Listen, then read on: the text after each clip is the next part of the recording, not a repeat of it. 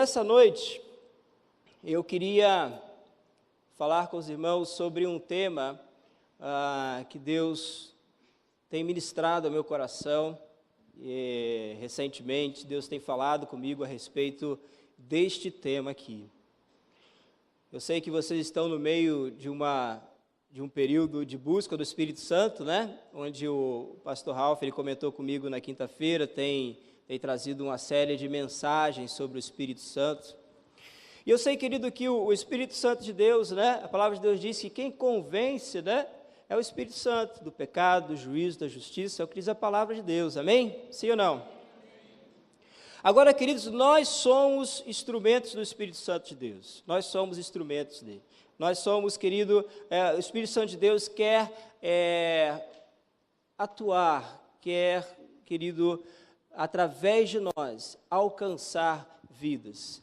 Através de nós, a expressão do Espírito Santo de Deus em nós. Um crente cheio do Espírito Santo é um crente, querido, que dá bom testemunho. O crente cheio do Espírito Santo é aquele que ganha almas. O crente cheio do Espírito Santo é aquele que faz a diferença aonde quer que ele vá, onde ele estiver, no trabalho, na escola, onde ele colocar o pé. Aquele que está cheio do Espírito Santo é capaz de fazer a diferença, amém?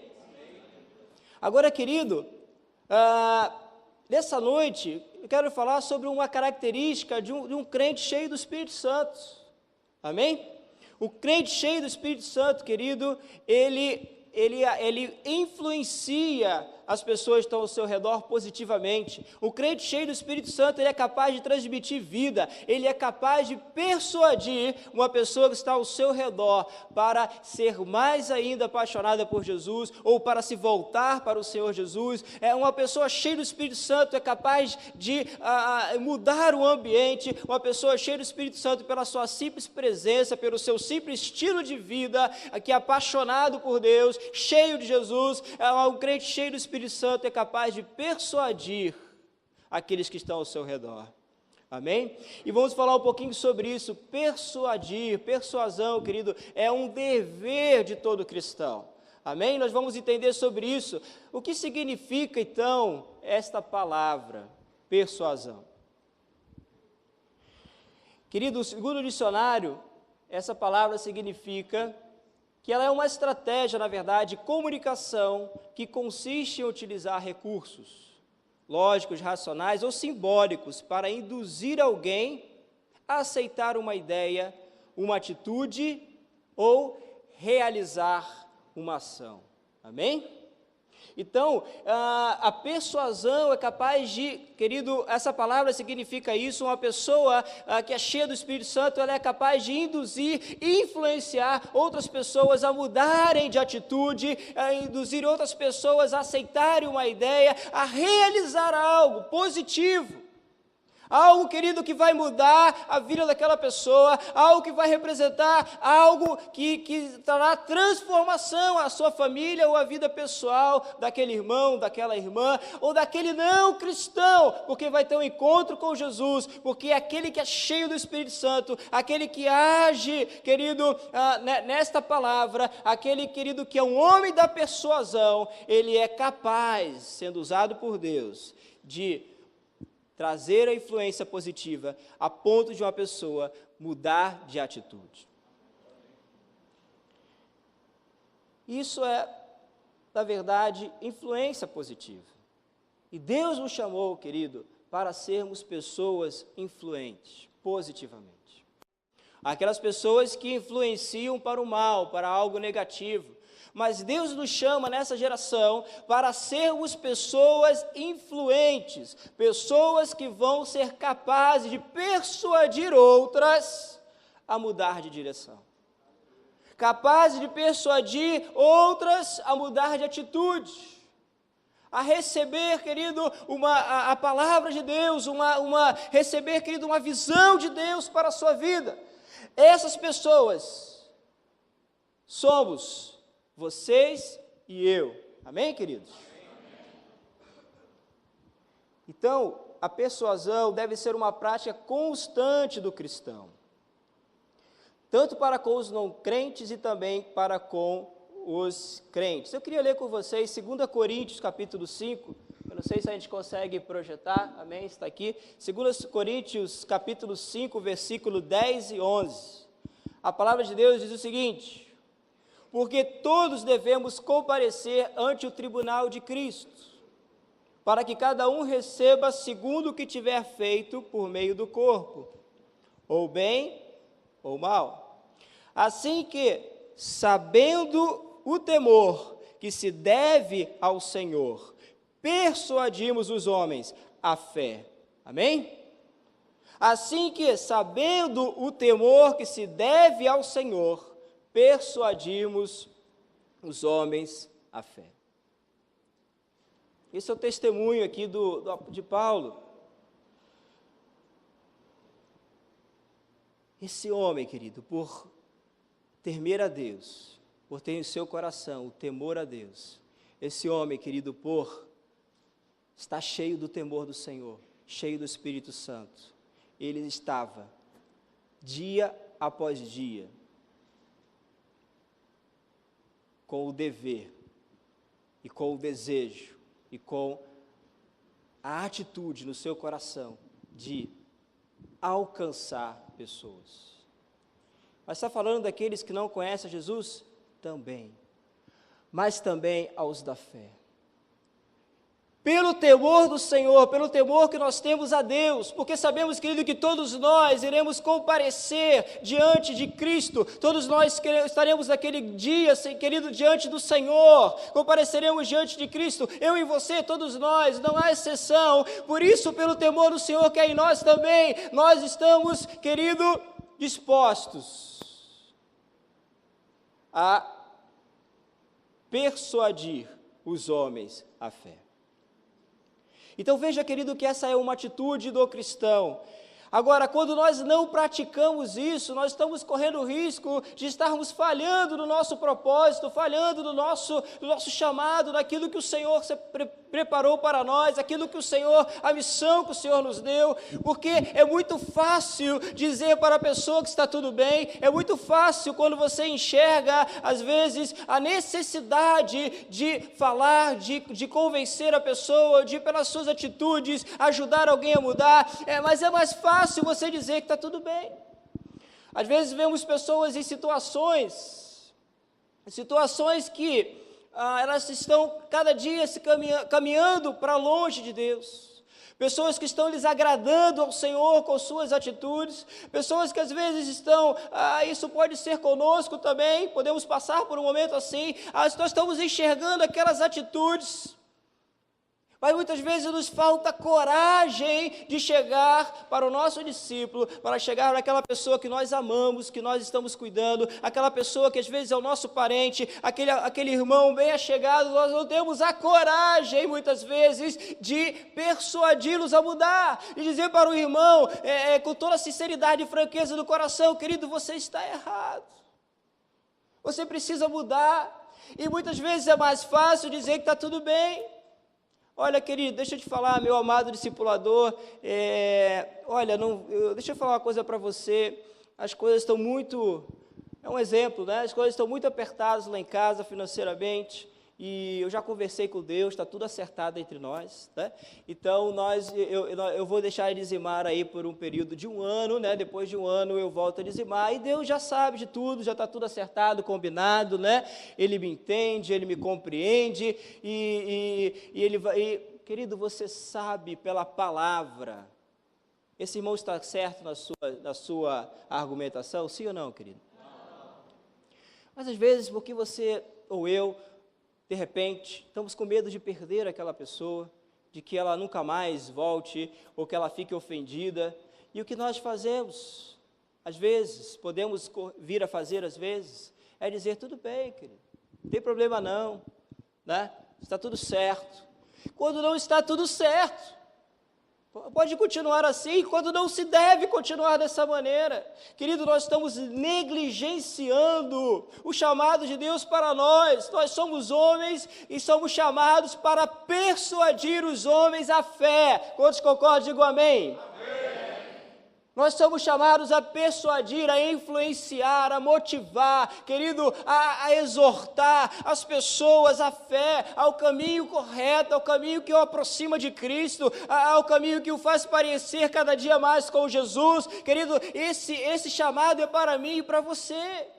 Mas quando nós dizemos está tudo bem, nós estamos falhando. E nós estamos, querido, correndo um grande risco de perdermos aí sim essa pessoa para o mundo, ou perdermos essa pessoa para as circunstâncias. Mas deixa eu te falar uma coisa. Nós estamos aqui, querido, para agradar ao nosso Senhor, sim ou não? Nós estamos aqui para agradar ao nosso Senhor. E quando nós falhamos, nós corremos o risco de estarmos pecando. Ezequiel 3, versículo 9, diz assim, olha que coisa tremenda, Ezequiel 13, versículo 9, diz assim: e a minha mão será contra os profetas que veem vaidade e que adivinham mentiras. Não estarão na congregação do meu povo, nem nos registros da casa de Israel, se inscreverão, nem entrarão na terra de Israel. E sabereis que eu sou o Senhor Deus. Porquanto andam enganando o meu povo, dizendo paz, não havendo paz. Amém, queridos? Então isso é sério demais. Está tudo bem, né? Você pode continuar da forma que está, não tem problema nenhum. Sabe, você pode continuar fazendo as coisas que você está fazendo, você está agredindo a sua esposa em casa, não tem problema, um dia Jesus vai falar com você, um dia você vai mudar. Você está mentindo, você chega atrasado no trabalho e você conta muitas mentiras lá no trabalho para justificar, mas não tem problema não, sabe, quem sabe um dia, não, deixa eu te falar uma coisa, você está errado, querido, esse caminho não está te afastando de Deus. Nós precisamos ter essa coragem em amor, querido, porque nós tememos ao Senhor, por isso cai sobre nós esse dever e esse privilégio, querido, de sermos instrumentos do Espírito Santo de Deus na vida do irmão.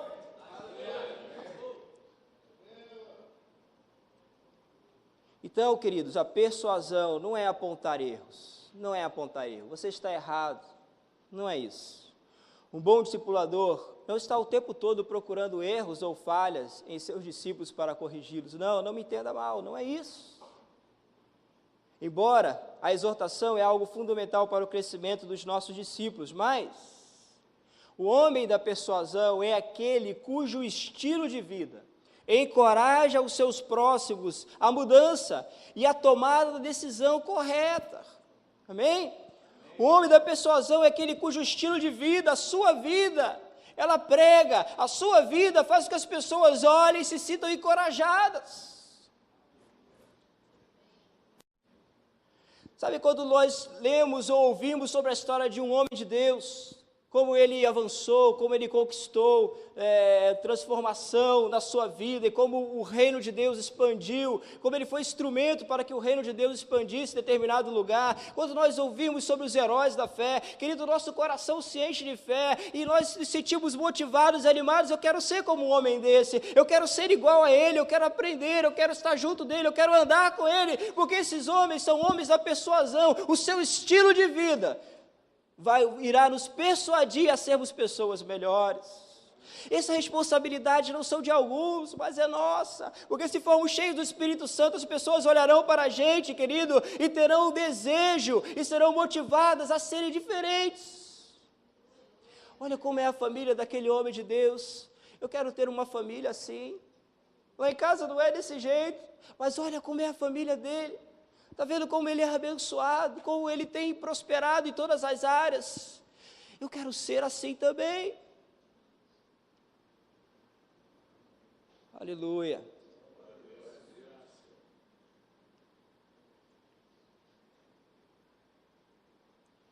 Sim, querido, nós precisamos, a cada dia, eu e você, exalar o bom perfume de Cristo. Eu não sei se você já teve a experiência de alguém olhar para você ou você chegar num ambiente e parece que as pessoas sentem que algo diferente aconteceu. As pessoas olham para você e às vezes não é preciso dizer uma palavra, mas as pessoas percebem que há algo diferente em você. Eu lembro uma vez que eu estava foi até interessante isso, que eu estava na rodoviária, esperando o ônibus para voltar para casa, voltando do trabalho, e eu estava sentado lá rodava em Campinas, né, e para voltar para casa, eu estava sentado lá naquele banco da rodoviária, isso há muitos anos atrás, e daqui a pouco veio um senhor de idade, mas olha, tinha muitos bancos e assentos assim disponíveis, né, mas ele resolveu sentar justo ao meu lado, e a primeira coisa, infelizmente, pedi depois perdão a Deus, a primeira coisa que veio no meu coração foi, esse homem, ele vai me pedir alguma coisa, né? O primeiro julgamento, a oportunidade de falar Jesus para ele, mas o primeiro pensamento que veio à mente é, esse homem vai me pedir alguma coisa.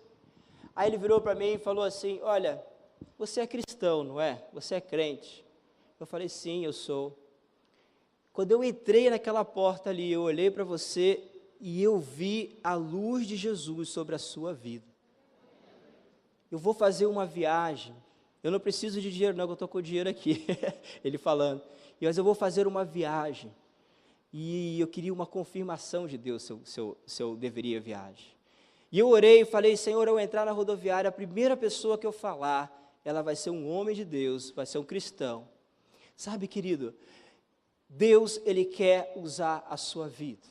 Deus quer usar a sua vida para ganhar pessoas, para incentivá-las, para persuadi-las, para motivá-las a serem pessoas melhores. Por isso precisamos sim exalar o bom perfume de Cristo. Como Charles Finney, nós ouvimos tantos relatos, né? Tem vários livros a respeito de Charles Finney.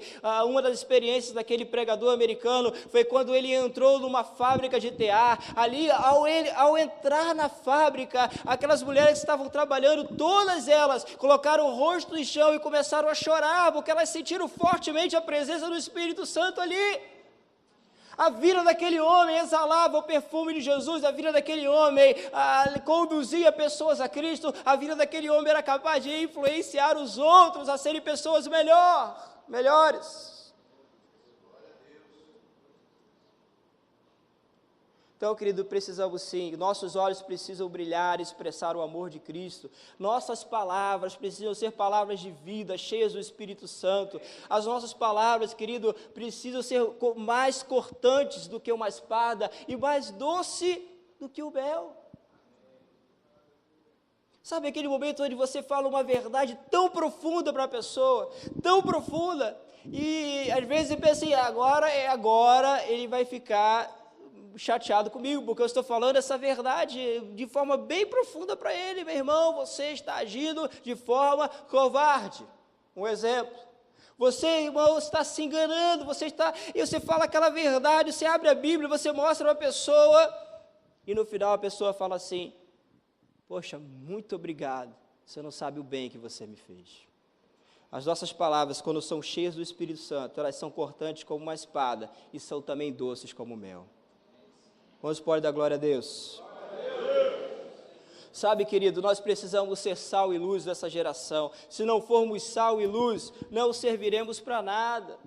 Sabe, Deus não chamou apenas você para estar sentado no banco, querido. Não chamou, eu tenho convicção disso. Deus te chamou, querido, para viver uma vida que vai salgar. Vai ser sal, vai ser luz, uma vida que vai influenciar os outros, uma vida que vai fazer com que as pessoas se sintam motivadas a seguir ao Senhor Jesus. Então, teve muitos homens, querido, que viveram uma vida de persuasão, era questão para eles, de vida ou morte, como deve ser para nós, porque a palavra de Deus diz que se o sal, ele não salgar, se o sal não fizer a sua função, para nada mais preste.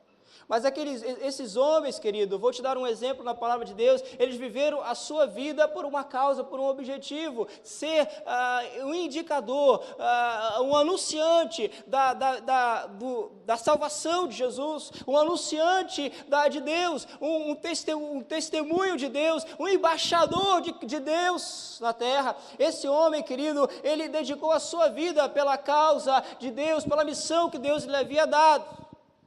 Podemos muito bem vir à frente, sentirmos aquela emoção, de repente, virmos à frente, levantarmos a mão, recebermos Jesus no coração e acharmos que está tudo bem. Eu aceitei Jesus, eu preenchi aquela fichinha, eu recebi a visita, estou recebendo o discipulado, estou no grupo familiar, tudo isso é lindo e maravilhoso e tem que ser assim. Mas deixa eu te falar uma coisa, querido, se você apenas levantou a sua mão, se você apenas está congregando no grupo familiar e você não tem percebido que você não tem sido luz por onde você anda, se a tua vida não tem influenciado a tua família, se a tua vida não tem influenciado os teus colegas, sabe, querido, eu quero te incentivar nessa noite a você se quebrantar e você buscar ao Senhor e dizer: Deus, eu quero exalar o teu perfume, eu quero ser testemunha nessa geração, eu quero ser sal, eu quero ser luz, eu quero fazer a diferença, eu quero que teu Espírito Santo tenha liberdade para agir através da minha vida.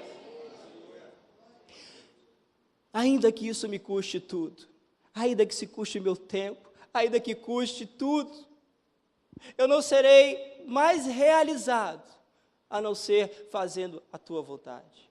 Querido, não há nada mais motivador, não há nada mais recompensador, não há nada mais que nos encha de alegria do que fazer a vontade de Deus. Vamos ler, querido, aqui, em Gênesis, no capítulo 6, versículo 11.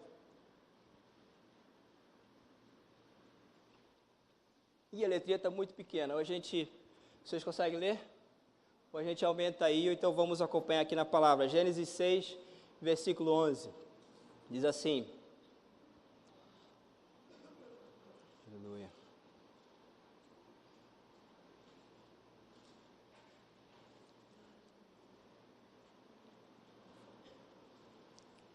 Diz assim, a partir do versículo 11: a terra, porém, estava corrompida diante da face de Deus, e encheu-se a terra de violência, e viu Deus a terra, e eis que estava corrompida, porque toda a carne havia corrompido o seu caminho sobre a terra. Então disse Deus a Noé: o fim de toda a carne é vindo perante a minha face, porque a terra está cheia de violência, e eis que eu os desfarei com a terra.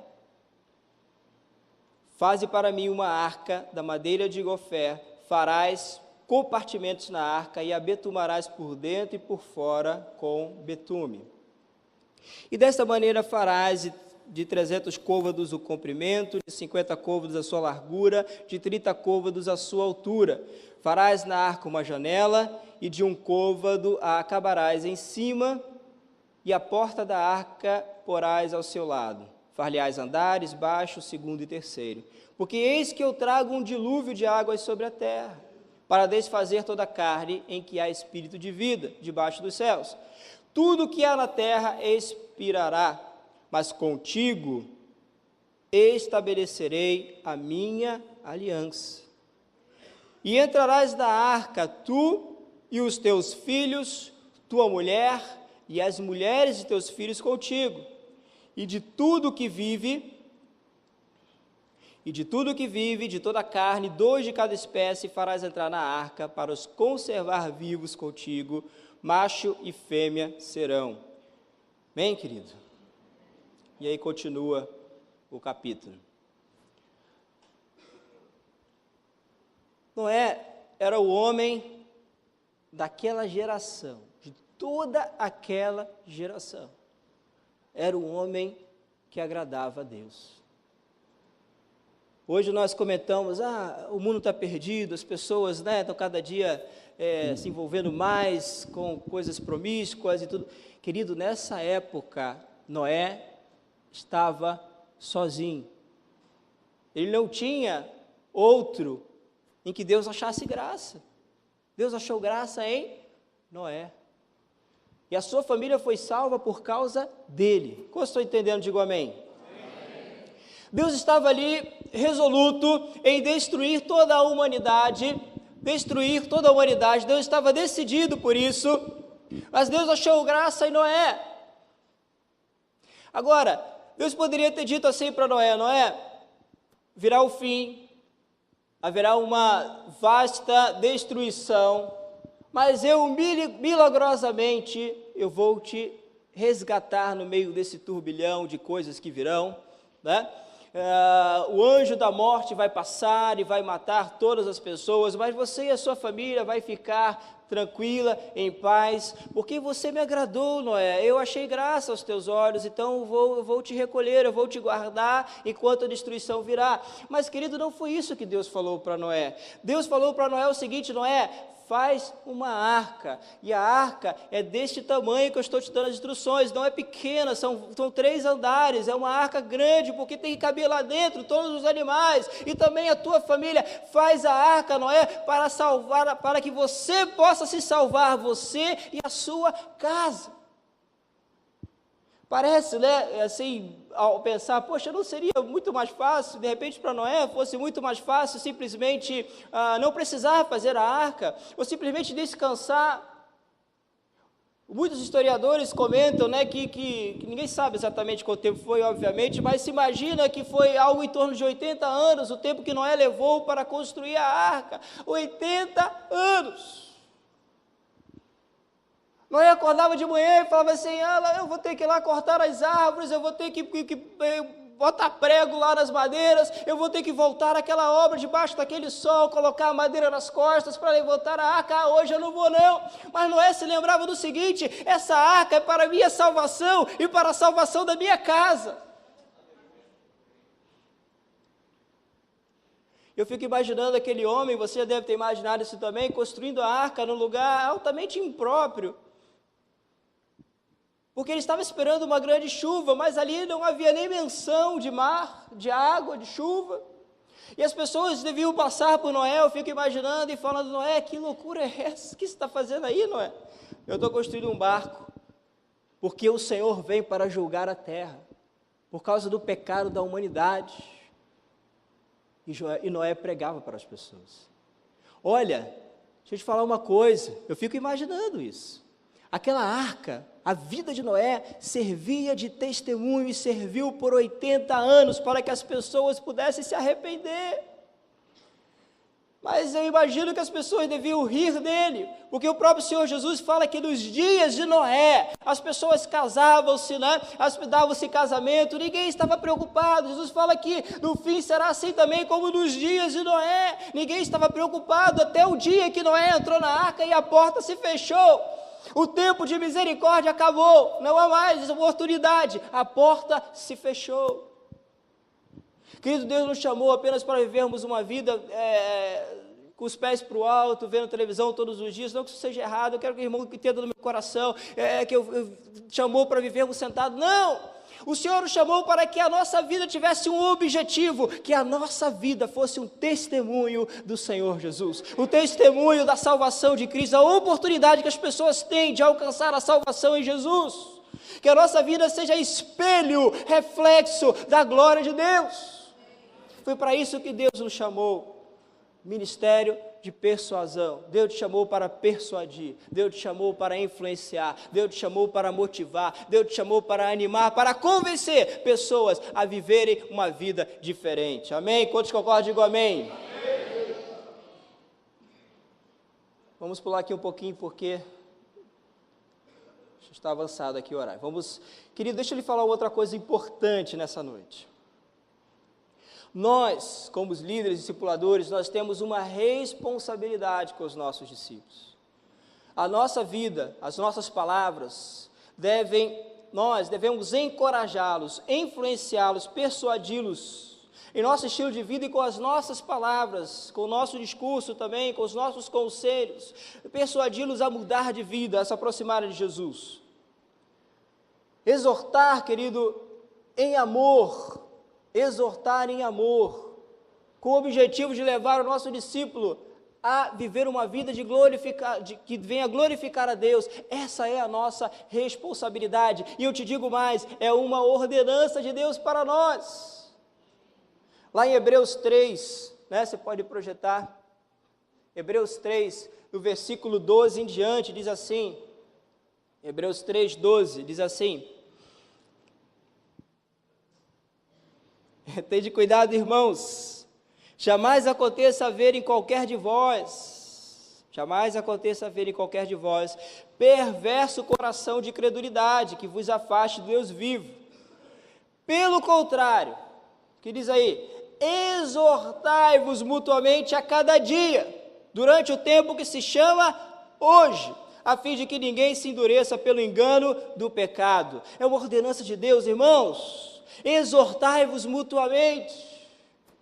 Está acontecendo contigo, meu irmão? Eu não tenho te visto, não te vi domingo, não te vi durante a semana. O que está acontecendo contigo? O que está acontecendo? Sabe aquele brilho que eu via nos teus olhos, meu irmão? Não estou vendo mais. Meu discípulo, o que está acontecendo com você?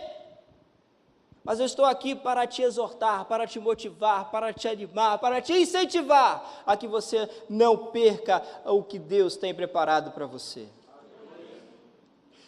Querido, podemos viver uma vida inteira negligenciando essa ordem, ou parcialmente negligenciando essa ordenança de Deus, mas precisamos ter em mente que um dia iremos prestar contas, amém? Daqueles que nos foram confiados. Por isso, eu e você precisamos ter a coragem de sermos os atalaias dessa geração, homens cuja vida inspira e cujas palavras motivam e persuadem aqueles que nos cercam, amém, queridos? Isso é importantíssimo. Agora deixa eu te falar uma coisa, o melhor, querido, nós vamos ler mais uma porção da palavra de Deus, mas deixa eu te falar uma coisa, a melhor coisa é sermos sinceros em amor. Ninguém vai tratar o discípulo com falta de amor, não, em amor, mas a melhor coisa é sermos sinceros. A melhor coisa é agirmos com sinceridade. E aquele que recebe uma exortação em amor deve se sentir privilegiado. Deve se sentir valorizado. Alguém está preocupado comigo. Alguém me ama ao ponto de me falar a verdade. De olhar nos meus olhos e dizer a verdade. Sabe, você está contando uma história tão triste. Recentemente eu ouvi uma pessoa contando uma história tão triste, já ouvi tantas vezes contando uma história que a pessoa quase te convence de que o errado é certo, porque a história é tão triste. Então, assim, é tão difícil para ele tomar a decisão certa, porque ele está envolvido numa história tão triste. O mundo conspirou contra ele, todas as coisas conspiraram contra ele, todas as pessoas conspiraram contra ele. Mas você precisa ter a coragem de olhar nos olhos dele e falar, querido, você está errado. Eu falo isso porque eu te amo. É muito mais fácil dizer para você, você está certo, mas deixa eu te falar uma coisa, porque eu sou teu amigo, porque eu te amo, porque eu quero o melhor para você, eu quero te dizer uma coisa, você está errado. Lá em Provérbios 27, versículo 5, diz assim, Provérbios 27, 5, melhor é a repreensão aberta do que o amor encoberto. Fiéis são as feridas de um amigo, mas os beijos de um inimigo são enganosos. Cuidado com aquele que todo dia apenas fala para você, está tudo bem, está tudo bem. Valorize aqueles que lhe falam a verdade, o seu discipulador, que te corrige, que te repreende, que te ama. Amém, queridos? Outro dia um irmão estava contando, há muito tempo também, alguns anos já, um irmão estava contando, aliás, a mãe dele pediu para conversar com ele, olha, conversa com esse meu filho, porque ele está todo errado, ele arrumou uma moto, ninguém sabe onde ele arrumou essa moto, a moto não tem documento, ele não tem carteira, né? A moto estava toda irregular e ninguém sabe a procedência daquela moto. Mas aquele irmão estava muito feliz com a moto, né? E ele estava todo orgulhoso de ele poder ter aquela moto, de andar com aquela moto.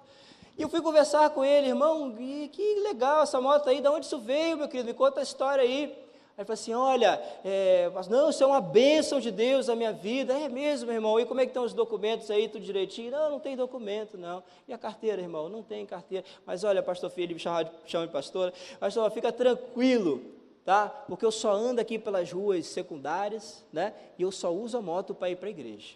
Eu falei, olha, rapaz...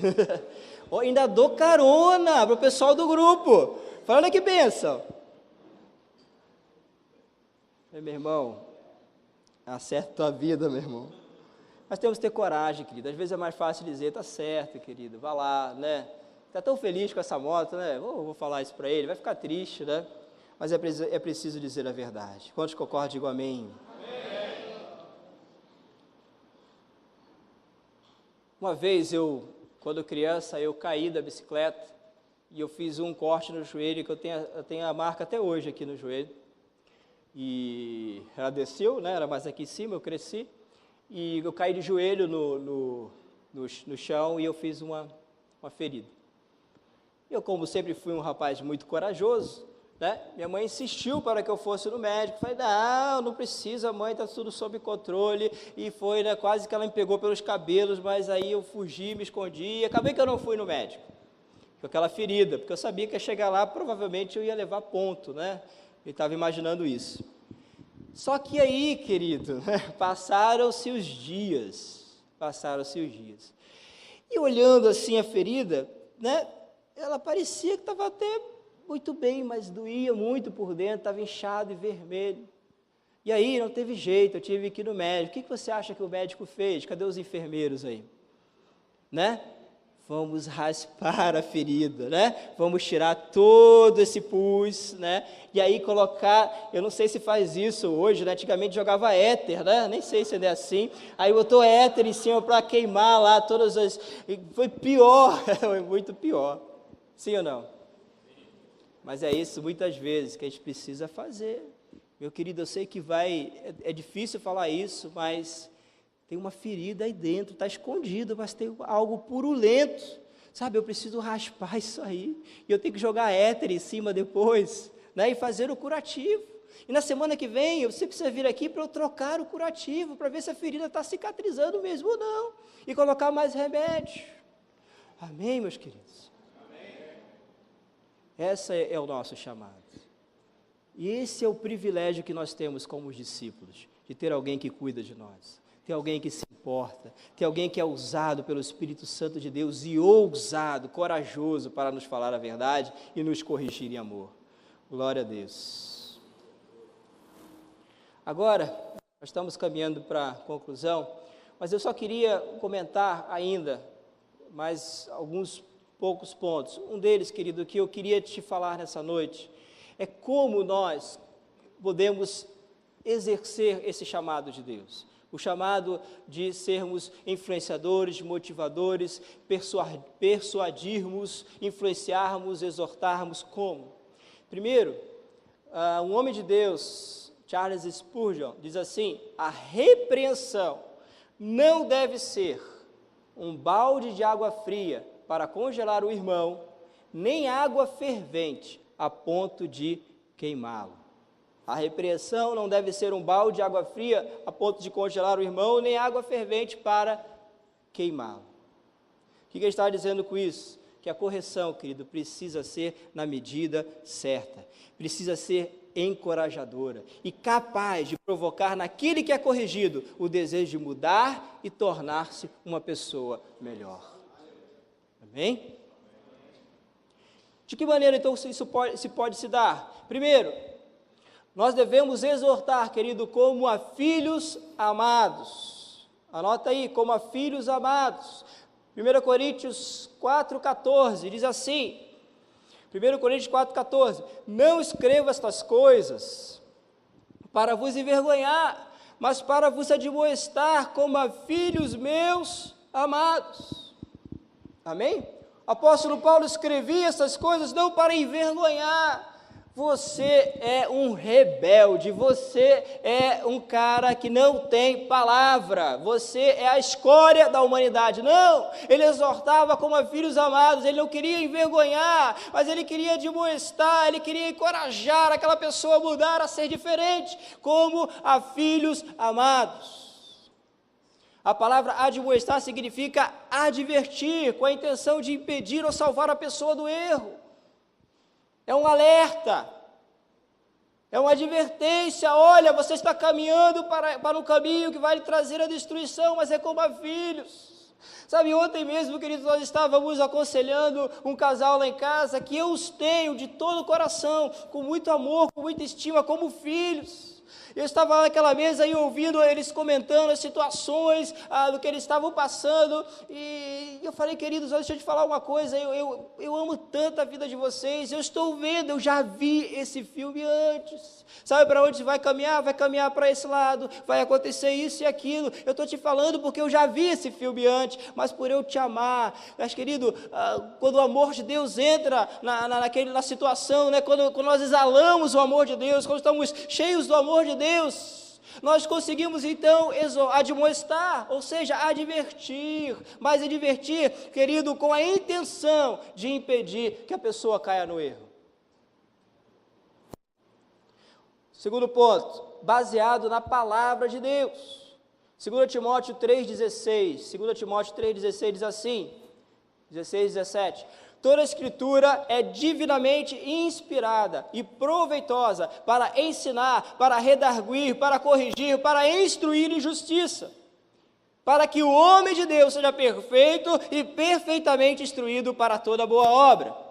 Ou seja, a nossa correção, a nossa ensino deve ser baseado na palavra de Deus, não no que a gente pensa, não no que a gente acha, não no nosso, eu acho, não, a palavra de Deus diz isso, querido, a palavra de Deus ensina isso, você precisa mudar essa área, porque eu te amo, eu quero ter a coragem de falar a verdade para você, porque eu sei que a verdade, a palavra de Deus no teu coração pode te transformar, pode fazer você prosperar, a tua família ser abençoada, a sua vida ser transformada, é a palavra de Deus.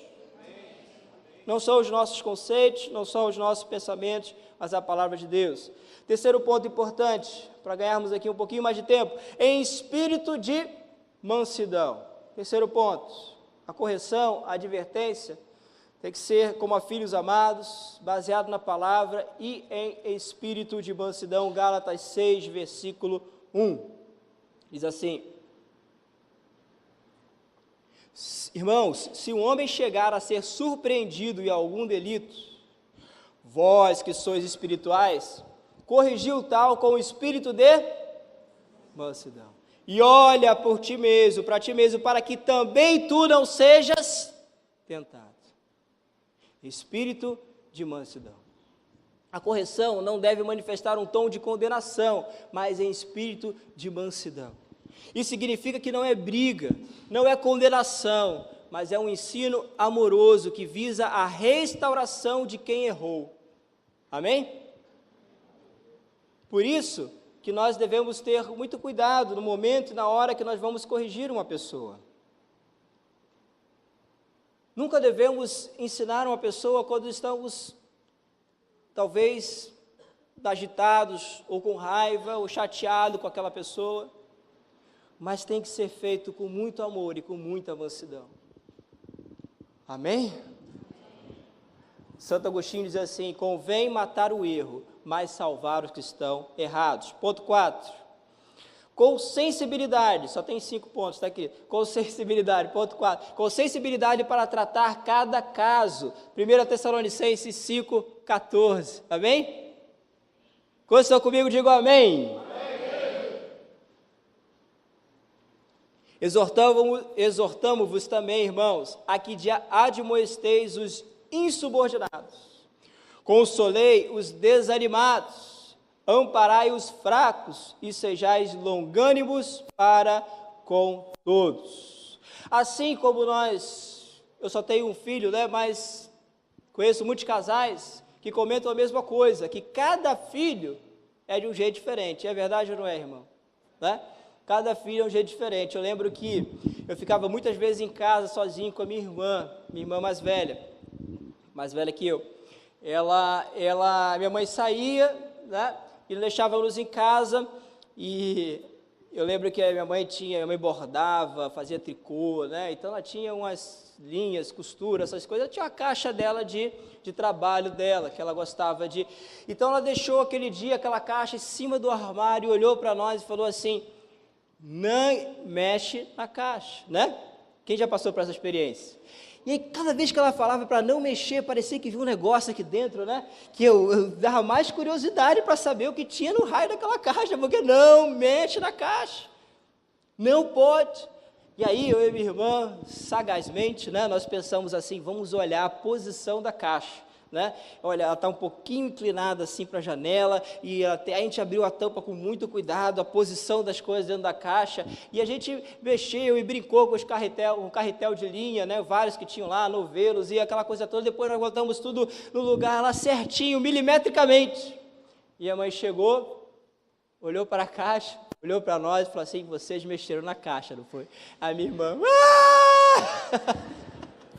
E eu, sério, lá, não, que isso, jamais. A minha irmã, ela olhou para a minha irmã, e ela começou a chorar, cada uma de um jeito. Minha mãe sabia que a minha irmã, ela agia daquela maneira, então bastava perguntar, ela começava a chorar. Querido, assim também são os nossos discípulos. Tem discípulo, né, que chega na nossa casa, né, e ele já está lá chorando, e abrindo o coração, e tem outros que você precisa dar uma cutucada, e tem outros ainda que você precisa falar na lata, né, para que a pessoa se conscientize. É ou não é, querido? A palavra nos ensina que também, dependendo da situação, nós devemos agir de forma diferente, que o Senhor nos dê sabedoria. Ponto 5 e último, na expectativa de arrependimento, 2 Timóteo 2, 24 a 25, diz assim, 2 Timóteo, capítulo 2, 24 e 25 são os versículos. Ao servo do Senhor não convém brigar, mas sim ser amável para com todos, apto para ensinar, paciente. Deve corrigir com mansidão os que se lhe opõem, na esperança de que Deus lhes conceda o arrependimento, levando-os ao conhecimento na verdade. Eu preciso conversar com aquele meu discípulo. Ele vai precisar ouvir essa verdade, né? Ele vai precisar ouvir essa verdade, né? Eu aprendi que eu devo falar a verdade, então eu não espero a hora de poder falar aquilo, né? Mas a tua vontade, talvez a vontade desse irmão, seja apenas colocar para fora aquele sentimento no coração dele, de indignação, né? Às vezes dá vontade mesmo de dar assim um pescotapa, né, do discípulo, né, me toma vergonha, né, mas a palavra de Deus nos ensina que a nossa motivação deve ser qual, querido? Qual é a nossa expectativa para com o irmão? Arrependimento, na expectativa que ele se arrependa, na expectativa que ele mude. Eu não quero ganhar uma briga, nem quero provar para ele que eu estou certo, ele está errado, não, eu quero é que ele se arrependa, na expectativa do arrependimento.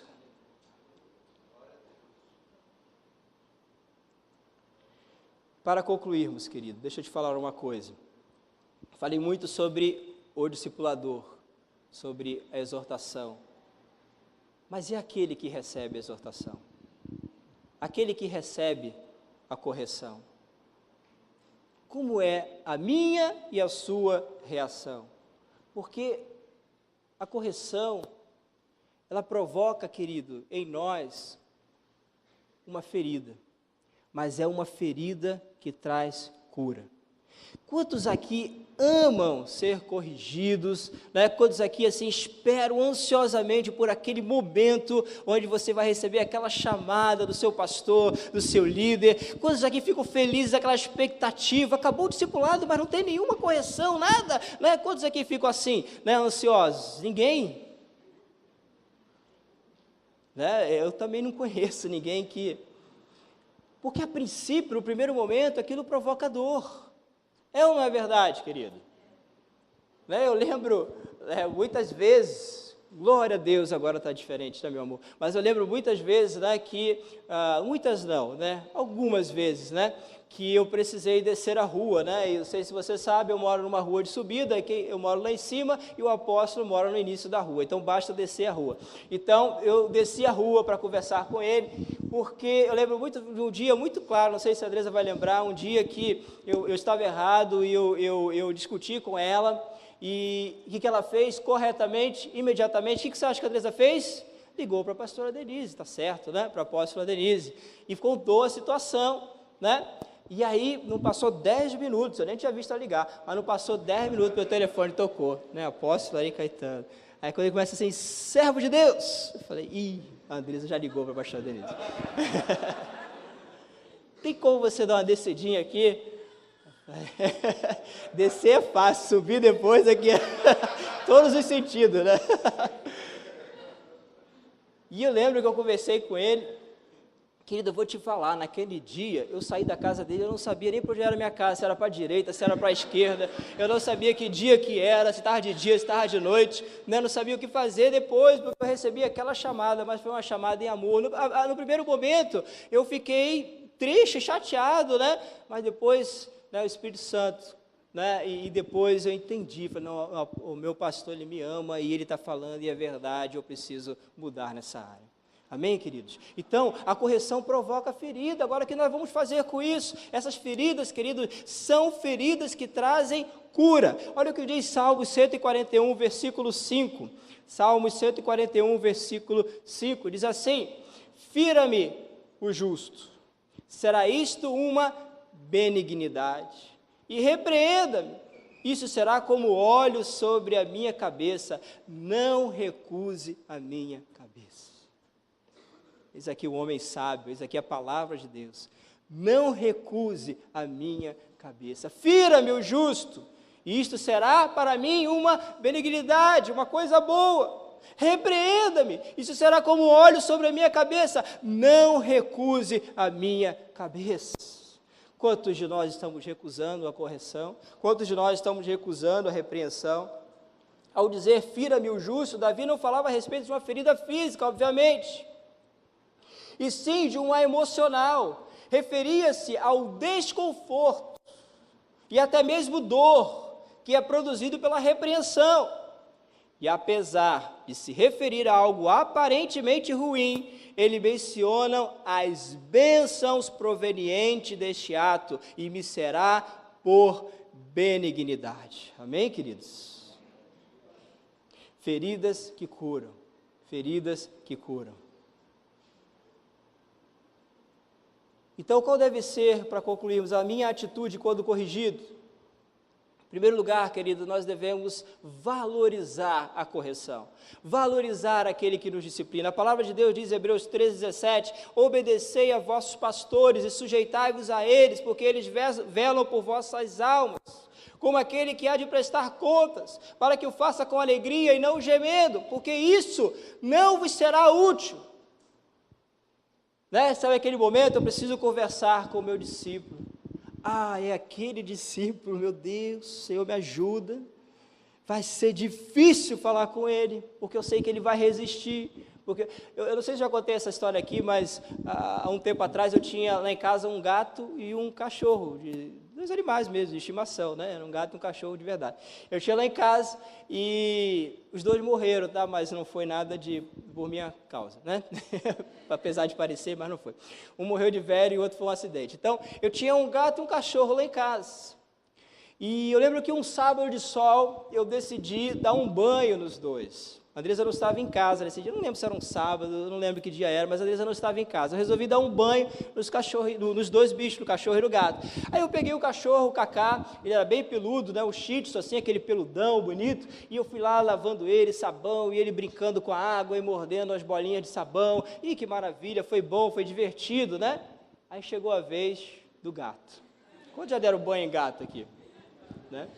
Você tem que ter uma técnica especial. Eu pensei, com a minha imensa sabedoria, né, inteligência, eu pensei, olha, se eu botar no tanque não vai dar certo. Bom, já que a Andresa não está em casa, aí eu fui lá para o box, né? Aí eu fui lá, o gato para o box, vamos lá. Eu botei ele no box, fechei, não tinha por onde ele escapar, o box estava todo fechado, né? E aí, primeiro que ele já desconfiou, já ficou olhando para mim, tem alguma coisa errada, alguma coisa não me cheira bem, né? Olha, eu vou te falar para você, quando eu dei um giro na válvula, rapaz, o gato se transformou. Ele queria subir pelos azulejos, assim, e eu pegava ele, ia por aqui, saía por cima, descia por baixo, e olha, foi uma luta. Eu dei banho naquele gato, mas eu saí com os braços todo arranhado e ralado. Os dois tomaram banho, né? Os dois foram limpinhos, foram corrigidos. Mas quem deu mais trabalho? Quem deu mais trabalho, querido? O gato. Foi muito mais fácil dar banho no cachorro. Querido, tem pessoas que são assim, que é fácil, você tranquilo, vou conversar com aquele irmão, ele vai entender, ele é muito quebrantado. Tem outros que é difícil, vai te arranhar. Fala para o senhor que está do seu lado, seja um discípulo cachorro. Fala aí. Pode falar, querido, é no bom sentido, né? Amém, queridos? E é esse versículo aqui. Nós precisamos ser abertos, querido, e permitir sermos corrigidos. Sabe, eu lembro que o pastor Francisco ficou lá em casa um mês, foi um mês, Andresa, foi mais um mês, né? Ele ficou lá em casa, o pastor Francisco.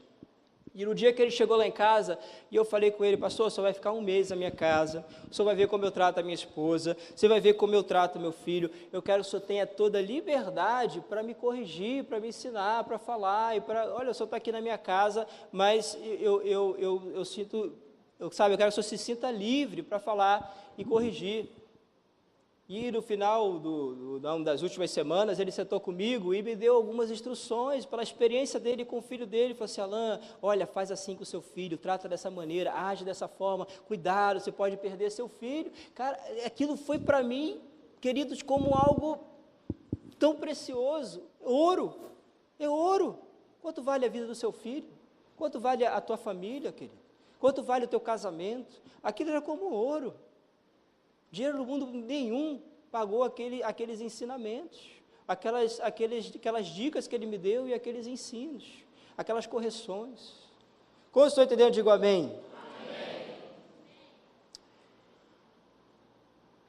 Olha o que diz a palavra de Deus, é uns 3 slides para frente. Olha o que diz a palavra de Deus em Provérbios 25:12. Provérbios 25:12 diz assim, como brinco de ouro e enfeite de ouro fino, é a repreensão dada, com sabedoria, a quem se dispõe a ouvir. Como brinco de ouro e enfeite de ouro fino. Se eu dissesse para você o seguinte, olha, presta atenção aqui, se eu dissesse para você o seguinte, eu tenho aqui, olha, pela fé, viu, irmão, eu tenho aqui um cheque de R$1 milhão.